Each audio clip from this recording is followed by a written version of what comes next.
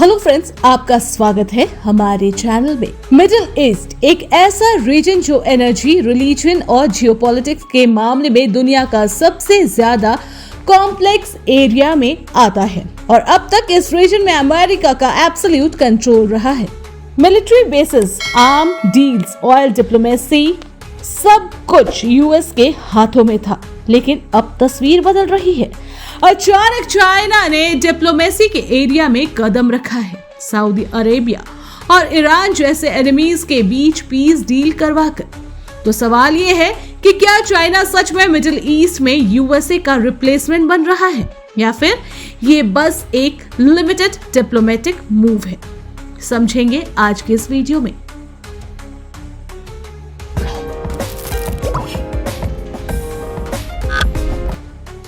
America का traditional role in Middle east.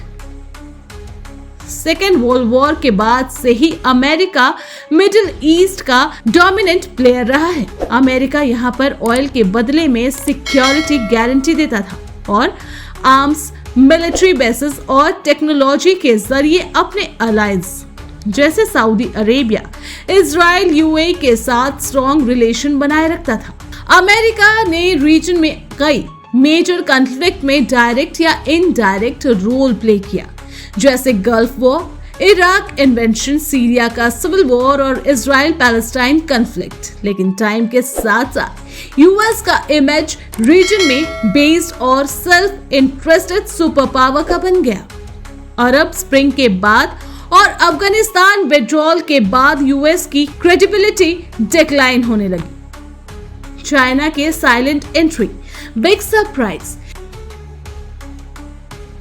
जब दुनिया सोच भी नहीं रही थी, तब चाइना ने मिडिल ईस्ट में डिप्लोमेटिक कार्ड प्ले किया।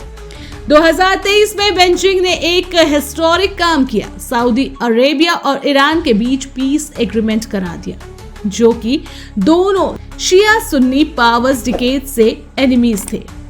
ये डील सिर्फ एक ट्रीटी नहीं थी, ये एक मैसेज था।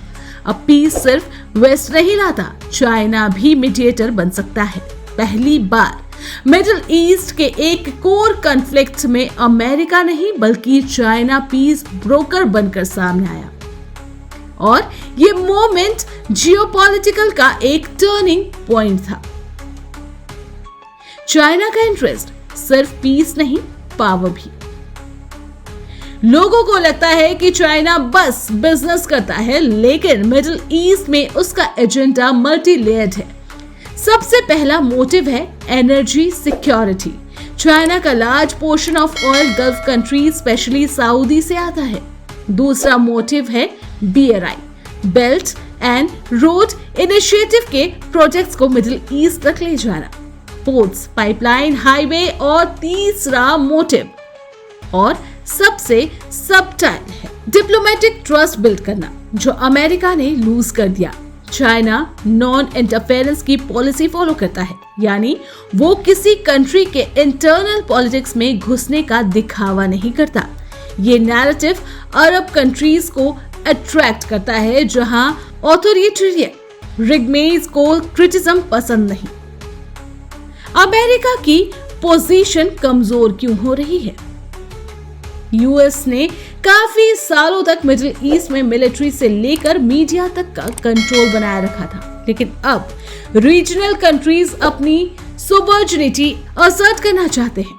सऊदी अरेबिया जैसे ट्रेडिशनल यूएस एली ने भी ओपनली कहा है कि अब वो मल्टीपोलर डिप्लोमेसी फॉलो करेगा। जब यूएस ने ईरान के न्यूक्लियर डील से विड्रॉ किया और पैलेस्टीनियंस का साइड ना लिया, तो कई अरब नेशन को लगा कि यूएस सिर्फ अपना इंटरेस्ट दिखाता है।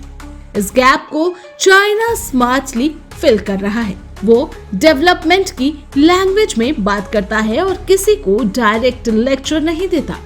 क्या चाइना सच में रिप्लेस कर सकता है अमेरिका को? ये सब देखकर लगता तो है कि चाइना ने अमेरिका को डिप्लोमेटिकली चैलेंज कर दिया है, लेकिन रिप्लेस करने के लिए सिर्फ पीस डील काफी नहीं होती।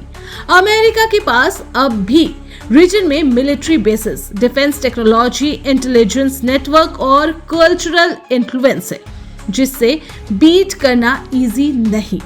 चाइना के पास फिलहाल सॉफ्ट पावर और इकोनॉमिक लेवरेज तो है, लेकिन सिक्योरिटी प्रोवाइडर बनने का इंफ्रास्ट्रक्चर नहीं है। पर अगर करंट ट्रेंड चलता रहा और वेस्ट एशिया के नेशन ट्रस्ट बनाना कंटिन्यू रखे तो चाइना ग्रेजुअल रिप्लेसमेंट बन सकता है। ये एक ओवरनाइट गेम नहीं बल्कि लॉन्ग टर्म चेस मूव है। मिडिल ईस्ट की नई रियलिटी, मल्टी अलाइड वर्ल्ड। आज का मिडिल ईस्ट आइदर और डिप्लोमेसी को रिजेक्ट करता है। ना वो सिर्फ यूएस के साथ जाना चाहता है, ना चाइना के ही कंट्रोल में रहना चाहता है।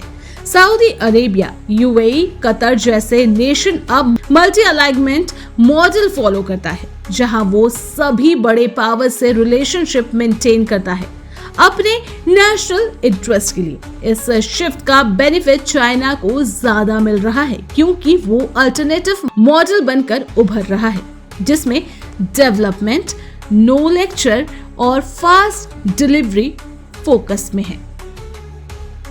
तो क्या चाइना सच में अमेरिका को मिडिल ईस्ट में रिप्लेस कर रहा है?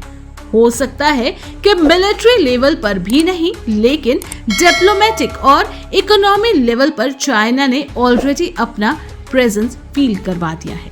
और अगर यूएस अपने अप्रोच में रिफॉर्म नहीं लाता तो फ्यूचर में चाइना मिडिल ईस्ट का न्यू पावर एंकर बन सकता है। आपको क्या लगता है? क्या अरब वर्ल्ड अब वेस्ट से दूर जा रहा है? कमेंट करके अपनी ओपिनियन जरूर शेयर करें। और अगर आपको ऐसे डीप और एंगेजिंग जियोपॉलिटिकल टॉपिक पसंद है तो वीडियो को लाइक, शेयर, चैनल को सब्सक्राइब करना न भूलें। Thanks for watching.